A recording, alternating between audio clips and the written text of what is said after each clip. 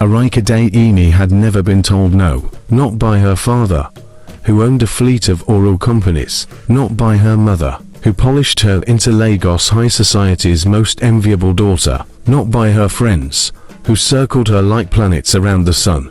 To Arike, people existed to please her, and love was just another toy she could buy, play with, and discard.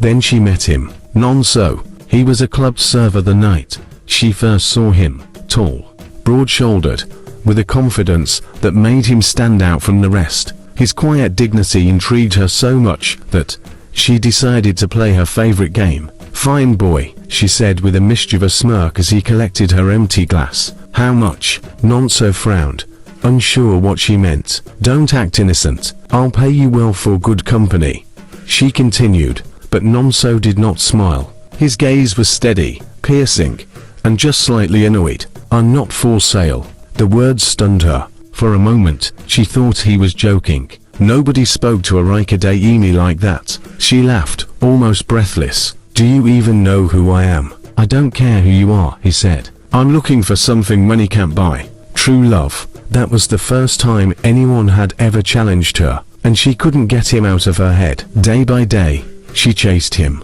She showed up at the club more often, asked about his shifts, cornered him after work. "If it's true love you want," she teased, "can you even afford me?" "That's why we're not meant to be," Nonso replied. But his resistance only drew her closer. Soon, she found herself flowering her walls. She wore simpler clothes, ditched the chauffeured cars, and walked beside him through noisy Lagos streets. Then, one evening under the moonlight, she said softly, "You know I like you, right? I don't just want to pass time with you." Maybe that's how it started, but not anymore. Seeing her genuinely pour her heart out, Nonso finally confessed, "Arike, I like you too."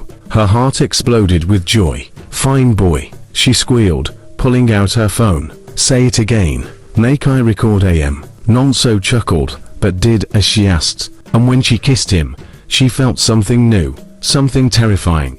For the first time, it wasn't a game, but her joy dimmed as quickly as it flared. "Loving me comes with consequences," she whispered. "Then you're worth fighting for," Nonso answered. Her family found out. Chief Adami's voice thundered across the dinner table. "A server. Arike, have you lost your senses? You are the daughter of Adeyemi Holdings. You will not disgrace this family with such filth." Her mother added sharply, "Do you want to shame us before the Adebanos? They've already begun discussing marriage arrangements for you with their son." Arike trembled, but lifted her chin. "I don't want their son. I want Nonso." When Nonso came to visit, the Ademis humiliated him. They mocked his background, his clothes, his lack of status, but he stood his ground, refusing to bow. That night, shaken by her family's cruelty, Arike clung to him. "If you leave me, Nonso, I might die before the sunset shines in the morning, right before you wake up." "Don't ever say that," he whispered fiercely. "I'll never leave you." But there was one truth Nonso had hidden. He was not poor. He was the son of Chief Okafor, a powerful Igbo industrialist. It was a tradition in the Okafor household. Every son had to spend years living without privilege, working ordinary jobs to build character before inheriting the empire. To Nonso, serving drinks in the club wasn't shameful.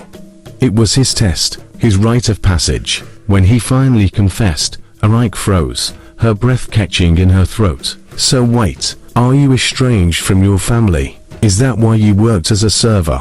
Nonso shook his head slowly, his tone steady, but heavy. "No, I'm not estranged. My father expects this. It's what every son must do before we take our place in the family business." Her expression crumbled, shock, then fury. "You mean, all this time, you let me think you were poor? You let me fight my parents, humiliate myself for you, when you were just as rich as I am?" "Arike," Nonso's voice cracked as he reached for her hand. "I didn't lie to hurt you. I needed someone who loved me for me, not for my father's money." She jerked her hand away, her eyes blazing.